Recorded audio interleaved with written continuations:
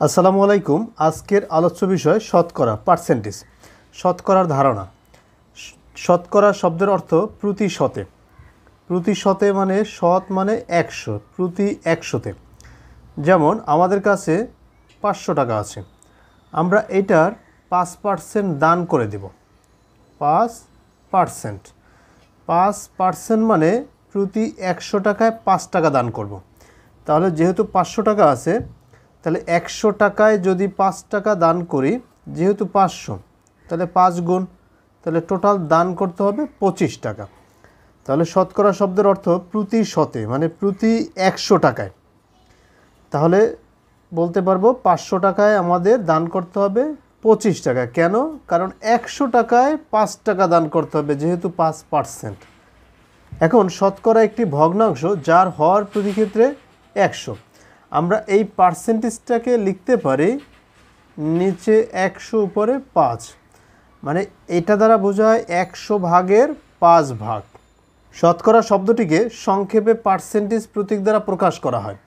যেমন এইখানে আমরা লিখছি 5%, এখন 5%কে লিখছি 5/100। তাহলে 5% মানেটা হচ্ছে এই যে 5 রয়ে গেছে, এই পার্সেন্টেজ মানে 1/100। তাহলেই 5 5 আর নিচে 100। তাহলে আমরা বলতে পারবো যে পার্সেন্টেজ এই সাইনটা সমান 1/100 বোঝায়, মানে 100 ভাগের 1 ভাগ বোঝায় পার্সেন্টেজ দ্বারা। যেমন শতকরা 7 অর্থ হচ্ছে এই যে 100 ভাগের 7 ভাগ, এই যে শতকরা 5% মানে 100 ভাগের 5 ভাগ। একে আমরা তখন 5% লিখি। এই যে শতকরা 7 অর্থ 100 ভাগের 7 ভাগ বা 7% হিসাবেও লিখতে পারি। 100% বললে সম্পূর্ণটি বোঝায়। 200% বা 300% বললে যথাক্রমে সম্পূর্ণটির দ্বিগুণ ও 3 গুণ বোঝায়। আচ্ছা, আমরা যদি 100% বলি তাহলে বলতে পারবো উপরে 100, নিচে এই যে পার্সেন্টেজের 100, মানে 100 ভাগের 1 ভাগ, 100 ভাগের 100 ভাগ। মানে একটা রুটির 100টা টুকরা করে আমরা যদি 100 টুকরাই খেয়ে ফেলি তাহলে সম্পূর্ণটা। এই জন্য বলবো যে 100% মানে সম্পূর্ণ বোঝায়। আর 200% মানে নিচে 100 উপরে 200, 100 ভাগের 200 ভাগ। এটা একটা অপরিকৃত ভগ্নাংশ টাইপের। তাহলে এটাকে আমরা বলতে পারবো যে এটা দ্বিগুণ। আবার 300% বললে 3 গুণ। নিম্নে কয়েকটি ভগ্নাংশের সাথে শতকরার সম্পর্ক দেখানো হলো। এখানে একটা সামান্য ভগ্নাংশ আছে 1/4, 1/4 লিখলাম। তো এটা দ্বারা বোঝায় 1কে 4 দ্বারা ভাগ। 1কে যদি আমরা 4 দ্বারা ভাগ করি তাহলে আসবে 0.25। তাহলে এটা হচ্ছে দশমিক ভগ্নাংশ। এখন শতকরা মানে কি? শতকরা হচ্ছে 100-তে কত, তাহলে 4 ভাগের 1 ভাগ। এইটাকে আমরা যদি নিচে 100 বানাতে চাই তাহলে 4কে গুণ দিতে হবে 25 দ্বারা, আর উপরে যেহেতু 1 আছে একেও 25 দ্বারা গুণ দিতে হবে। কারণ আমরা জানি ভগ্নাংশের উপরে নিচে যদি সেম রাশি দ্বারা গুণ করা হয় তাহলে ওই ভগ্নাংশের মানের কোনো পরিবর্তন হয় না। তাহলে উপরে বলতে পারবো 25 আর নিচে 4 25 100। আমাদের টার্গেট হচ্ছে নিচেরটাকে 100 বানানো। তাহলে এইটাকে আমরা লিখতে পারি, যেহেতু নিচে 100, 100 ভাগের 25 ভাগ। তো 100 ভাগের 25 ভাগ আর 25% এক কথা। তাহলে আমরা প্রথমে দেখলাম একটা সামান্য ভগ্নাংশ যে 4 ভাগের 1 ভাগ, মানে একটা রুটির 4টা ভাগ করে যদি 1 ভাগ খাই তাহলে যতটুকু পাবো 100 ভাগ করে 25 ভাগ খেলে ততটুকু পাবো। কারণ 4-এর 1কে ভগ্নাংশটাকে উপরে নিচে সেম রাশি দ্বারা আমরা গুণ করছি, 25 25।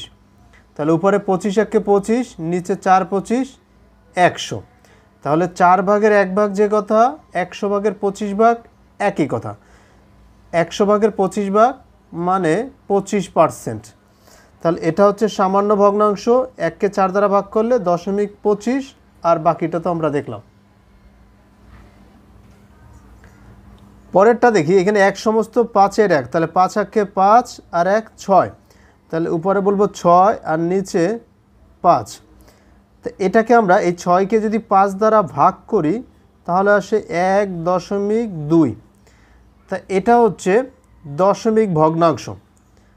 এরপরে আমরা কাজ করব, এটাকে শতাংশে নেব, মানে আমাদের টার্গেট নিচেরটাকে 100 বানানো। তো এই 5-এর 6 আছে, তাই নিচেরটাকে 100 বানাতে হলে অবশ্যই 20 দ্বারা গুণ করতে হবে। তাহলে নিচে 20 দ্বারা গুণ করলে উপরেরটাকেও 20 দ্বারা গুণ করতেই হবে, মাস্ট বি। তাহলে নিচে 5 20-কে 100 আর 6 20-কে 120, তাহলে আমরা বলতে পারবো 100-র 120। তাহলে এটাকে লিখতে পারি 120%। এভাবে পরেরটা আমরা দেখি, এখানে আছে 1/400। তো সেমভাবে আমরা 1-কে যদি 400 দ্বারা ভাগ করি তাহলে 0.0025 আসবে। এরপরে নিচে আছে 400। আমরা কাজ করব, এই নিচে যেহেতু 400 আছে আমাদের টার্গেট 100 বানানো, তাহলে আমরা 400-কে 4 দ্বারা ভাগ করে দেব। আর উপরে যেহেতু 1 আছে 1-কেও 4 দ্বারা আমাদের ভাগ করতেই হবে, মাস্ট বি। তাহলে নিচে চলে আসবে 100 আর উপরে 1/4। তার মানে এই 1/4 আর নিচে 100 মানে পার্সেন্টেজ, 1/4%। তাহলে এটাই হচ্ছে তার শতকরায় প্রকাশ।